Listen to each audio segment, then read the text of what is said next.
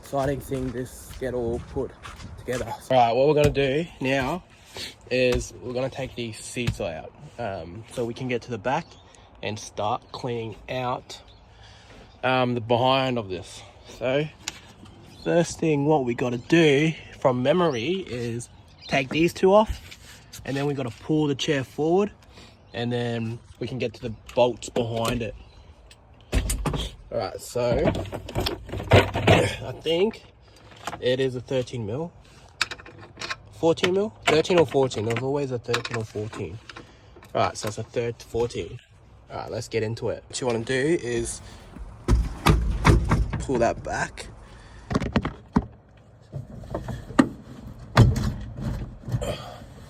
Bit stiff. Better get this out. Alright guys, make sure you take this part out as well. Forgot about this bit. I think this is what's holding it back. Pull those through.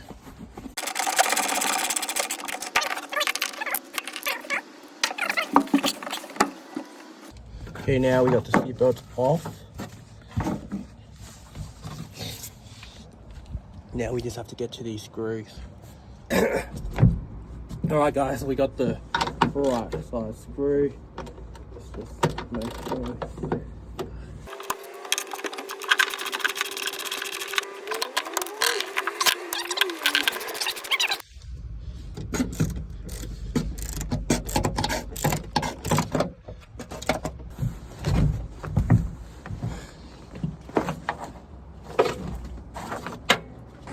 All right, so we have the chair out and it is looking a bit dusty in the back of here, but that's all right.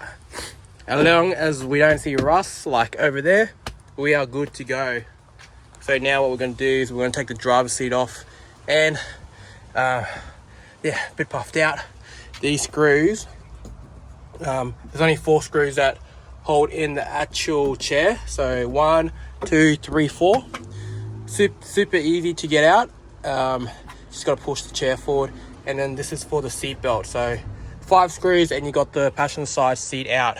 And what a lot of people like to do, they like to get Ford Falcon seats and put them in there because they're a lot more comfier, but we're just going to be using the original 3-seater because that 3-seat always comes in handy when you want to like go out with mates, or you just need that extra pair of hands, or just an extra pair of company. So yeah, we want to keep going along and seeing how we go. So there was actually a rubber bit over here, and I don't actually know what it's for. So if you guys know what it is, let us know in the comments. Then we're going to be taking the seatbelts off.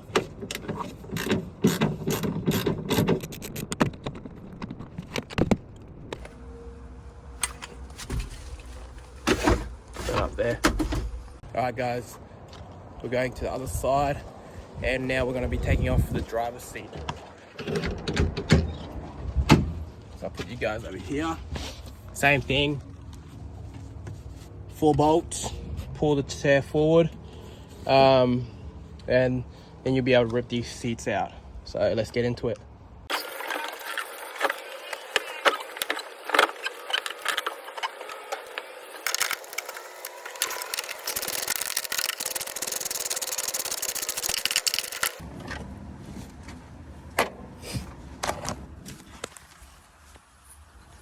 Alright, so we've got the 2 back screws off. Now we're going to do the 2 front ones.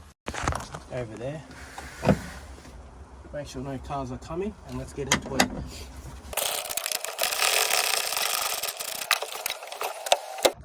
Okay, now we're at a very good stage. We can actually start cleaning this baby out.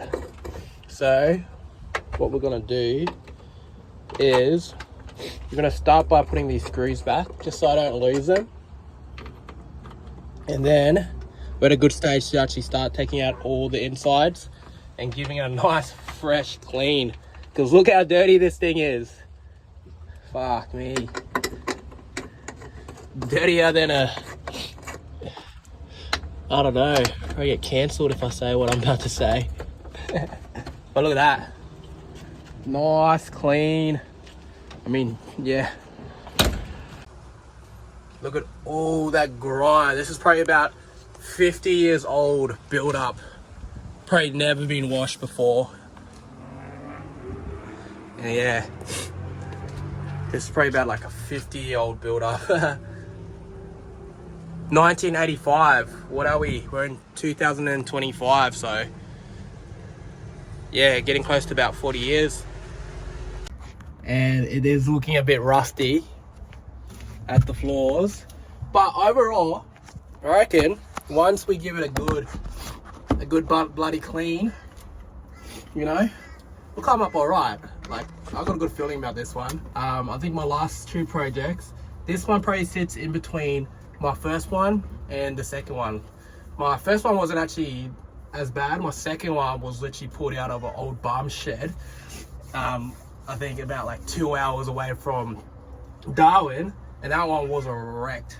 This one was about 1 hour from Gold Coast, so I think it was near Ipswich. And yeah, this one's not too bad. There is very bad floor rust, and there's very bad rusting on the actual windshield panel. So other than that, the floor rust, the windshield, the cab looks alright. Like, it's just dirty.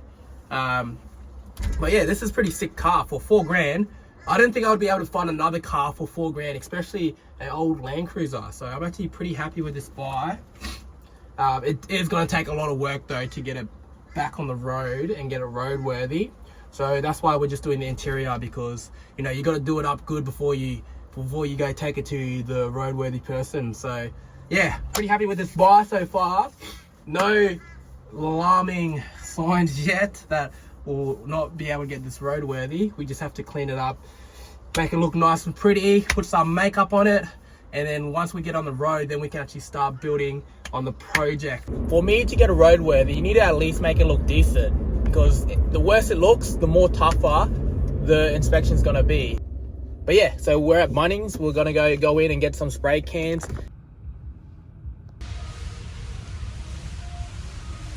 And we're just gonna be going and getting some white ones.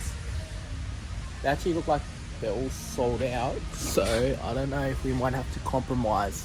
I really hope we don't. But if you have a look here, there's only one left.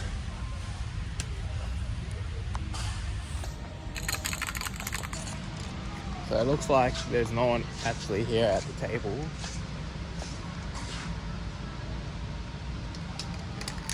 But I actually do need to find out if there's any more cans, because this looks like it's the last one. I really hope it isn't. Just what? Yeah. There you go. Cheers, mate. That's what I needed. Yeah. Alright guys, so now we have to go see if they have some utility mats for the tray. Gonna go see if there's any left. They might be sold out. But yeah, we got the paint. I don't actually know where it is, so might be walking around for a bit.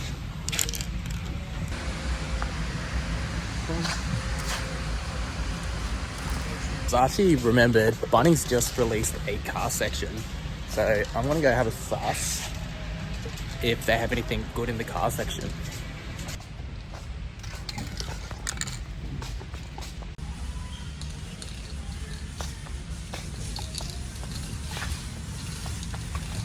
Alright, looks like they actually got a bunch of cleaning products.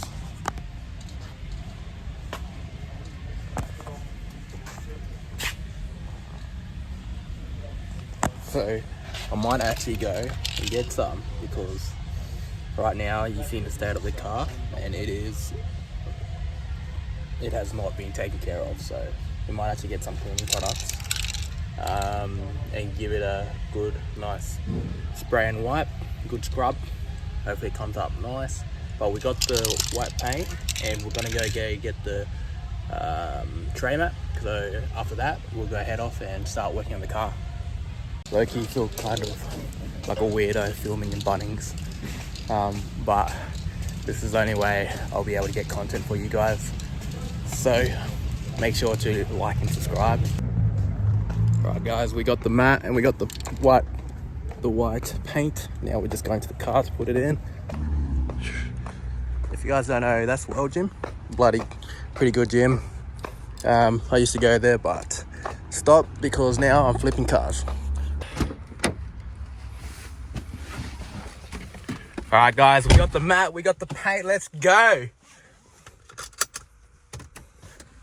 Start up the Merc.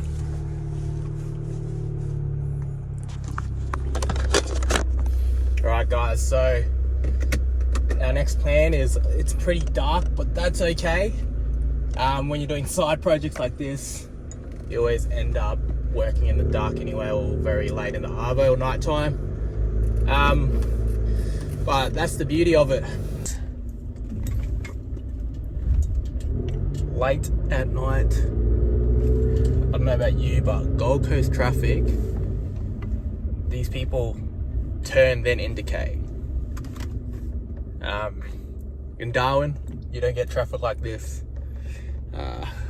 If you guys didn't know, I started my car journey flipping cars and doing project cars up in Darwin born and bred. Moved to the Gold Coast, took a little break from the car scene, just because I was moving over to a different state, had to settle in, had to do some other things, and now we're getting back into it, coming back to full circle to the 75 series LandCruiser builds. I'm super excited to actually start doing this one because I actually love the 75 series. They're one of my favorite cars, and I think they just have, the people who drive these sort of cars are just well-rounded. I haven't really met that many dickheads that, you know, drive cruisers. Usually someone who has a cruiser is usually a top bloke. But you do get those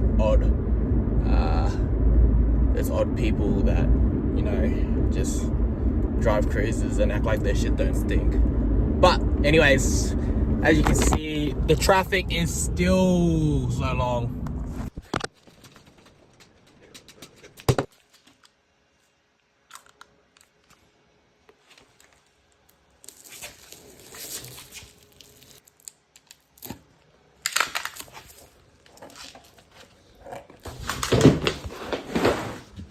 So if you guys want to see the next episode, make sure to follow along and like and subscribe, because I'll be posting the next episode very, very soon. And if you guys want to see how much money I can make flipping cars, or if you just want to see me do the project build on this 75 series, make sure to click that subscribe button. See you in the next episode. Bye.